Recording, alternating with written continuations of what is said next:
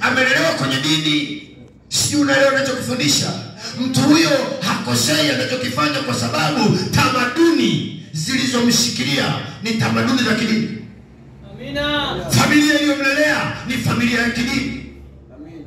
Sasa dini haiwezi kumpeleka mtu mbinguni. Amen. Ndio maana nasema wokovu sio dini. Wokovu ni neema ambayo Mungu ameileta kumtafuta mwanadamu aliyepotea kwenye dhambi. Amina. Bwana apewe sifa. Ndio maana mimi ninayekuhubiria jioni ya leo, nilizaliwa kwenye dini kubwa yenye jina kubwa duniani, lakini nilitembea nikiwa mlevi kwa muda wa miaka kadhaa, huko nikiwa na dini yangu. Dini haikuweza kuniondoa kwenye ulevi. Bwana apewe sifa sana. Jina la Bwana libarikiwe. Nazungumza kwa habari ya wokovu. Wokovu sio dini.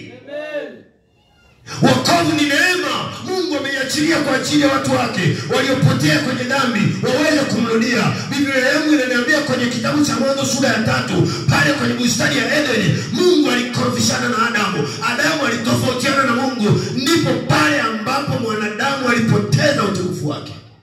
Amina. Pale mwanadamu alikosa kibali cha kuzungumza na Mungu. Kibali cha kuzungumza na Mungu kilikuwepo wakati Mungu anamweka Adamu Edeni. Kibali kilipotea baada ya Adamu kwenda kinyume na maagizo ya Mungu.